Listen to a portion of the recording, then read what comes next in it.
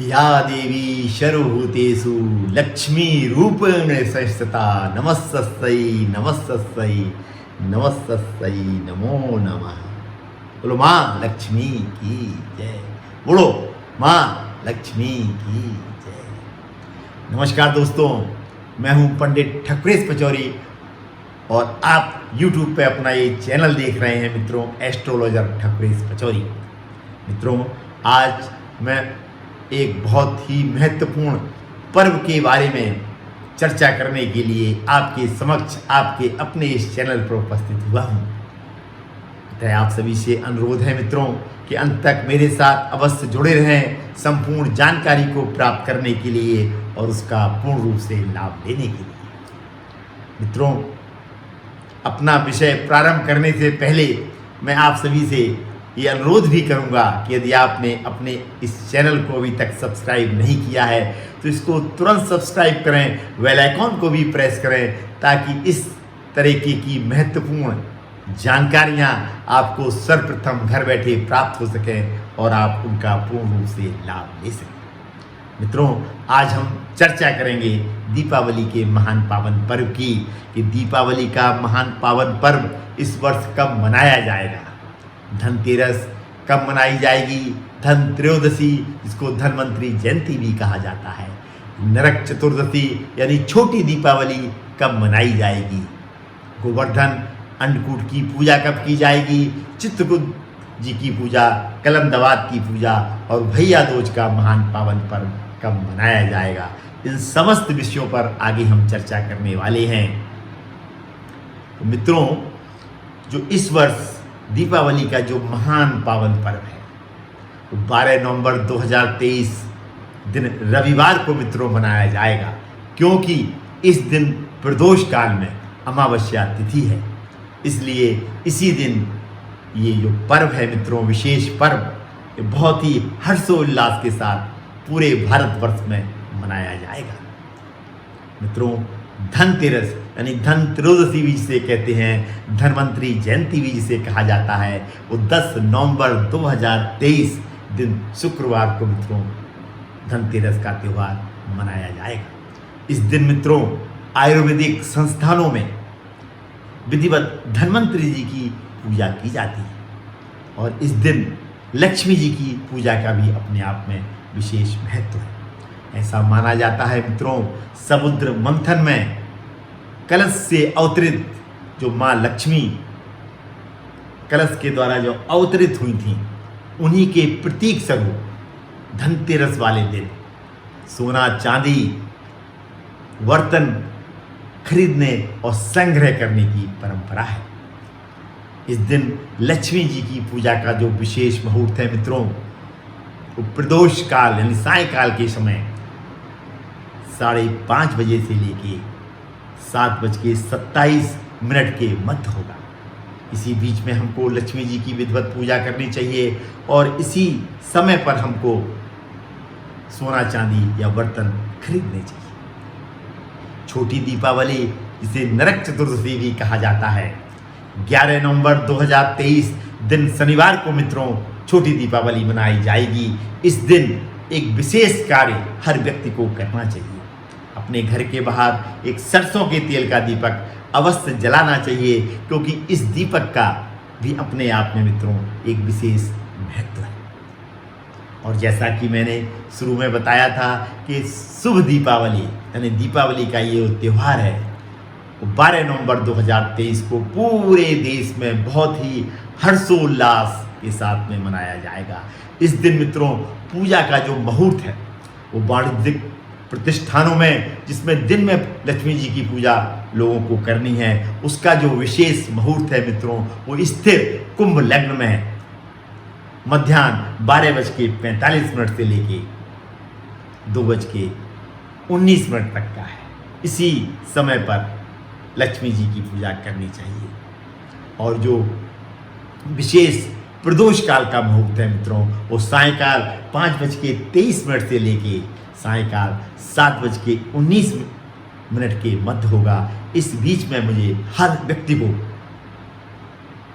अपने घर पर अपने रीति रिवाज के हिसाब से माँ लक्ष्मी और बुद्धि के देवता गणेश जी की पूजा विधिवत करनी चाहिए, क्योंकि हम स्थायी लक्ष्मी को तभी प्राप्त कर सकते हैं जब हमारे अंदर बुद्धि होगी। विशेष रूप से पूजा करें, प्रसाद चढ़ाएं, कुशुदा धूप बत्ती और देसी घी का दीपक जलाएं और माँ लक्ष्मी के मंत्रों का जाप करें, श्री सूक्त का विधिवत पाठ करें। और जो मित्रों महानिशा काल में स्थिर सिंह लग्न में जो पूजा का मुहूर्त है मित्रों, मध्यरात्रि 11:51 से लेके 2:04 के मध्य होगा।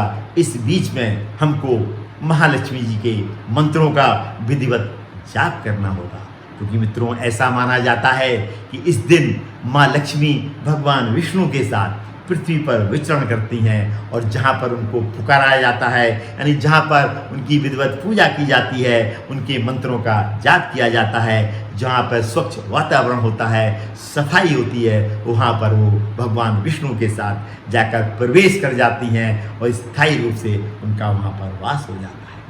इसलिए महानिशा काल में आपको विधिवत मंत्रों का जाप करना चाहिए। मंत्र बताता हूँ कि किस मंत्र के जाप करने से माँ लक्ष्मी जी प्रसन्न होकर आपके घर में प्रवेश करेंगे।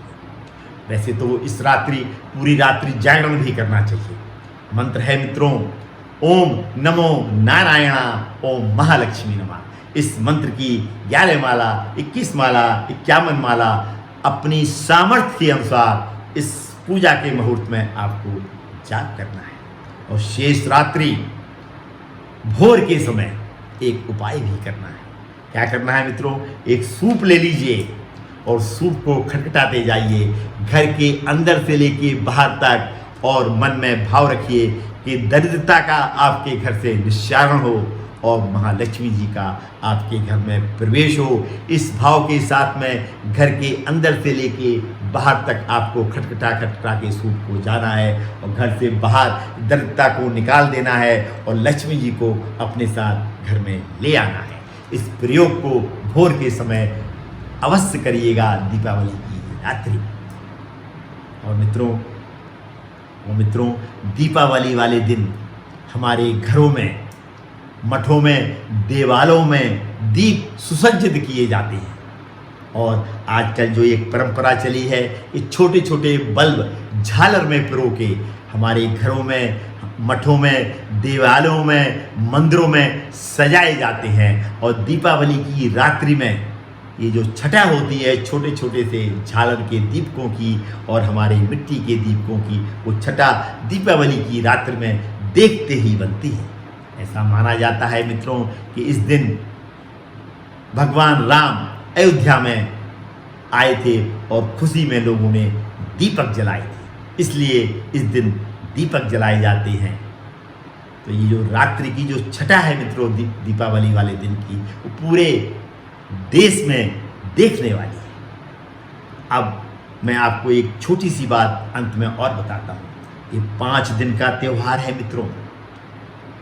यदि आप 5 दिन घर में ही रहते हैं, कहीं जाते नहीं हैं और अखंड ज्योति जलाते हैं और प्रदोष काल के समय प्रतिदिन महालक्ष्मी जी के मंत्रों का जाप करते हैं, तो निश्चित रूप से आपके घर से दरिद्रता पूरी तरीके से भाग जाएगी और माँ लक्ष्मी का वास आपके घर में परमानेंट हो जाएगा। तो मित्रों विधिवत आपको पूजा करनी है, लगातार 5 दिन लक्ष्मी जी के मंत्रों का जाप करके। और धनतेरस वाले दिन एक प्रयोग आपको अवश्य करना है। यदि आपके पूजा कक्ष में स्फटिक का श्रीयंत्र और शंख नहीं है, तो धनतेरस वाले दिन एक स्फटिक का श्रीयंत्र विधिवत अभिमंत्रित करा के किसी विद्वान पंडित से और एक शंख की स्थापना धनतेरस वाले दिन अवश्य कर लीजिएगा। और महानिशा काल में जब आप पूजा करेंगे रात्रि में, दीपावली की रात्रि में, तो उस स्फटिक के श्रीयंत्र को और शंख को अवश्य रखिएगा, क्योंकि स्फटिक का श्रीयंत्र स्थायी लक्ष्मी का वास देता है और शंख को लक्ष्मी जी का भाई माना गया है। तो एक छोटा सा प्रयोग मित्रों ये भी कर लीजिएगा। कैसा लगा मित्रों ये जानकारी, आपको कैसी लगी? यदि अच्छी लगी तो आप सभी से अनुरोध है कि कमेंट बॉक्स में अपना कमेंट लिखना न भूलें। और यदि आप मुझसे पर्सनली मिलना चाहते हैं तो इसकी पूरी जानकारी मेरे डिस्क्रिप्शन बॉक्स में दी गई है। आज मैं अपनी वाणी को इस भावना के साथ में विराम देता हूँ कि आने वाली दीपावली पर आपके यहाँ माँ लक्ष्मी की कृपा बनी रहे और लक्ष्मी जी का आशीर्वाद आपको प्राप्त हो। उन्हें मुलाकात होगी मित्रों किसी ऐसी ही विशेष जानकारी के साथ में। तब तक अपना ये चैनल देखते रहिए और इस तरीके की जानकारियाँ प्राप्त कर उनका लाभ लेते रहिए। धन्यवाद मित्रों, अंत तक मुझसे जुड़े रहने के लिए और मेरा ये वीडियो पूर्ण रूप से देखने के लिए आप सभी को बहुत बहुत धन्यवाद। शुभ दीपावली। जय हो माँ लक्ष्मी की जय।